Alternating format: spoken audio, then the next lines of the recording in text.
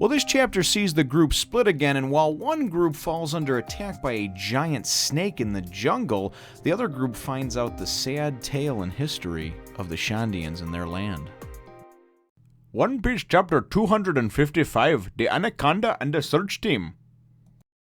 Whoo! Well, hello, my brothers and sisters of the Nerd Nation. I, as always, am Jim, here to bring you another review on the awesome, the adventurous, the Skypian tale of One Piece. Our last chapter, of course, saw a number of different things moving along over here and really just kind of getting the revelation about, seeing the god Enel and actually being introduced to, to the other two remaining priests of his. So, of course, we did see that, and then really just kind of the party getting ready to be divided and having the land party, and then, of course, the party that's going to sail around the island on the ship, on the Going Merry. So that's how things left off, and that's where things pick up.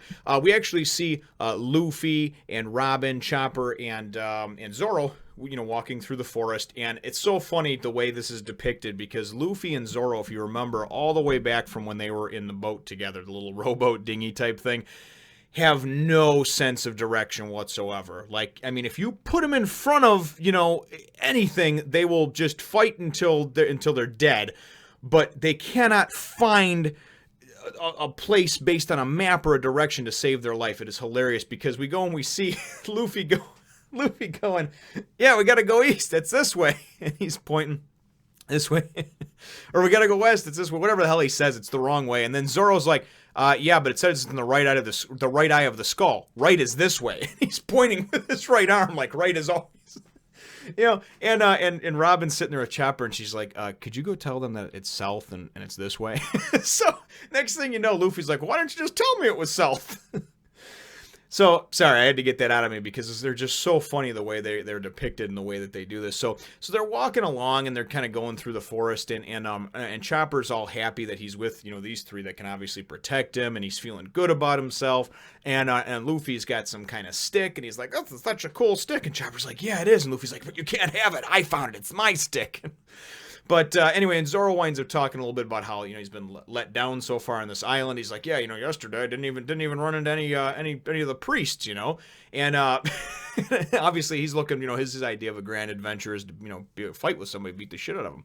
But so anyway, as they're walking along, then all of a sudden they go, and you see a couple different panels before they're walking along, this giant freaking like anaconda looking striped snake. I mean, just the size of like 10 houses. I mean, huge, right? And as they're kind of walking by it, and then all of a sudden, you actually see the snake, its jaws open, it's about to come after him, and then boom, it cuts to the other party on the Going Merry. Now, what we wind up having to do, because the Milky Road has so many twists and turns, and you can't rely on just sails and stuff like that, is Usopp is actually temporary captain, which he's just tickled about, man. He's just little happy little balls are in a knot because of that, right? And then of course Sanji's there to protect everybody, but mainly just Nami. And Nami is actually on the Kiramarasu or whatever, the Kiramarasu or whatever, that little boat, the waver powered boat.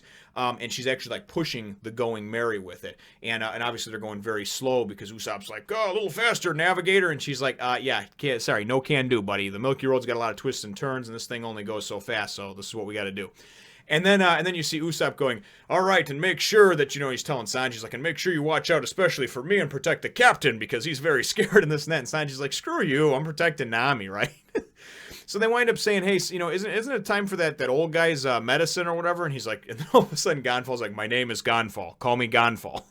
So they're going to get his medicine and everything. And it's funny because the bird Pierre is there as well. And he's talking about something. He goes, do you want to hear something about the great history of, or the history of Skypiea? And they're like, okay, whatever, So he starts out by saying, I 6 years ago, up until 6 years ago, I was the kami, I was the god, right? And Usopp's like, did you hit your head, mister? And then that Pierre goes and like bites Usopp's head, like, what the hell is your problem? Talking shit to my master. And so anyway, so he goes on to tell them, and he says, up until 6 years ago, he says, as you know now, this portion, this sacred land or whatever, this portion of this island here is actually came down from the Blue Sea at the from the place you called Jaya, and about 400 years ago, it was blown up here, and everybody was excited about it because prior to that, the only thing that they ever saw was occasionally, some relic or some piece of trash, garbage, whatever, right, from a sunken ship or something would pop up on the knock-up stream, and they treated that as like these treasures, this verse, right? And so then when the whole island came up there, they were like, whoa, this is great. And they made it this sacred ground and everything else. And he said the only problem was the island was already inhabited, right? So this is very much a tale of like here in the U.S., like of the American Indians and, and more or less, the British coming over here and landing and buying New York for a case of whiskey and, and basically forcing them out of their homes. And if they did not want to, they were killed, they were murdered, they were pushed out. And so it's very, very similar in that tale. And the Shandians even look like, to me, like an Indian type of tribe. So what happened is and he straight up says, the Skypians were they were greedy, and they wanted this all for themselves, and they pushed these people out of their homes. So that's all they want. These rebels, these guerrillas, that's all they want. They just want their motherland back. They just want their homeland back, right? And so you realize right now, the Skypians really bent them over and stuck it in dry. No lube, no nothing. And so then Sanji's like, okay, so you guys are actually the bad guys, like you guys are the assholes, right? And then Pierre goes and he chomps on both their heads, and sticks in there. And it's funny because then Ganfal, you see this cool looking side pose from him, all stoic looking, and he's just from the side, and the side profile, and he's just like, yes, you're absolutely correct, And so he explains, though, that with as far as Enel and his priests, they all of a sudden just 6 years ago appeared, right? And first of all, the Shandians and the Skypians have been at war ever since then, for the 400 years. So we'll get that out of the way. It's been this civil war, I guess, ever since then, because obviously they just want their land back, and the Skypians are like, no, we should have it, whatever. So they're fighting. It's a terrible tragedy, and it really is. But, so we move on to Enel and his priests. They all of a sudden appeared from another sky island 6 years ago and just started taking shit over, right? They wound up overthrowing Ganfal, and then of course Enel, he's just like this evil person. They go and they explain that like he's not just somebody who plays at God, like he thinks he's God. He's a tyrant. People, they live under his rule, and he imprisoned the former god Ganfal's people, his different subordinates. I was going to say servants, but his different like subordinates, imprisoned them, and that was probably one of the guys that was trying to escape that Nami ran into, because he says occasionally, because then they asked, they're like, well, why did the guerrillas attack us if they just want their land back? And he says, well, what happens is occasionally somebody goes and tries to escape and get off of the island, get a boat or what have you, and get out of Skypiea so they can get out of Enel's range, right? And so that's basically, the guerrillas probably just thought that you were one of those people, and they're like, so we were almost killed by mistake by these people that we have nothing to do with, And he says, well, yeah. So we kind of get that background, and then we get this background about the Shandians don't care who the god is, who the kami is. They just want their frickin' land back, okay? So they're just going to fight against whoever's in power. And we, of course, know that Ganfal was actually trying to reach some kind of truce or treaty with them for peace, but prior to him being, dethroned or deseated from his throne, unseated from his throne, deseated. I don't know what the hell I mean sometimes. The words just flow out. It's verbal diarrhea. But anyway, probably a little bit better than that. More like verbal masturbation. That's probably a bad picture too.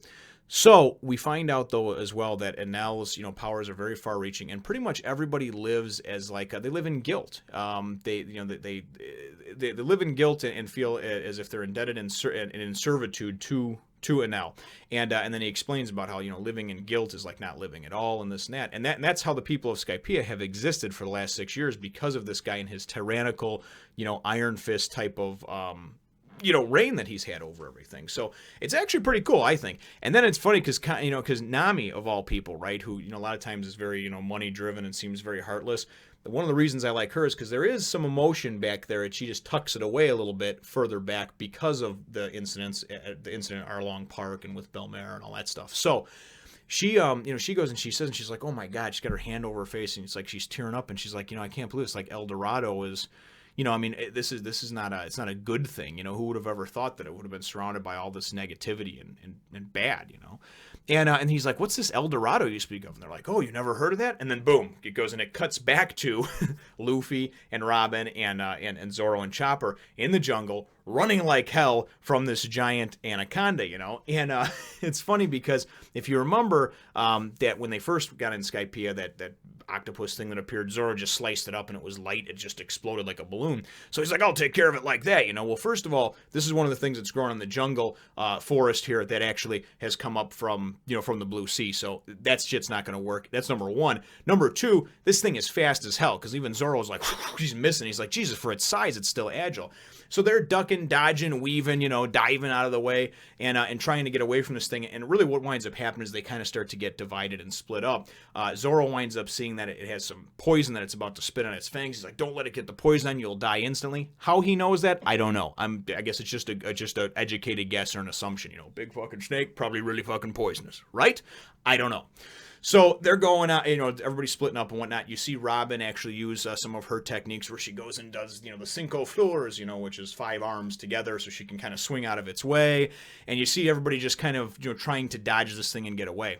So the volume and the volume over here actually ends up on them all being split up and divided. And Robin, who is just sexy as hell, Robin is walking along and she's like, okay, well, I know I'm back on the path, but where's everybody else? Well, we know everybody else is pretty challenged when it comes to things. And we see, we see Zoro and he's like, okay, yeah, I got separated from them, but I'll be good. I'll be able to meet back up with them. I'll get back on the path right away. I pretty much have the map memorized anyway. I just need to go right. And dumb shit's gonna go right again, right? And then Luffy's just like, okay, yeah, all right. And he's like, he actually learned from his mistake before. He's like, all right, I need to go south. But south is where it's warmer. Well, yeah, not really. It really does. I mean, first of all, you're up in the sky, so I don't think the same things, are the same. I don't think the same laws apply up in the sky, 33,000 feet above.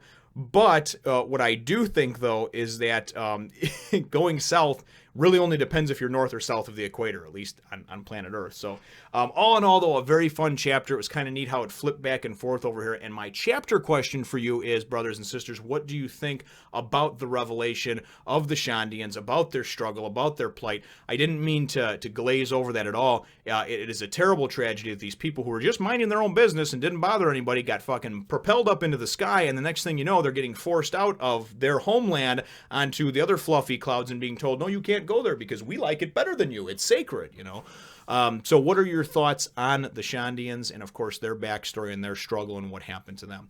Leave your answer to that question in the comments down below.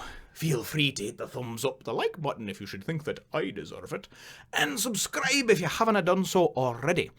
We will look forward to catching all of you in the next Fun Nation. So if you want to see more nice drawings of Nami like this, just go on over to my Facebook or Instagram page and check her out.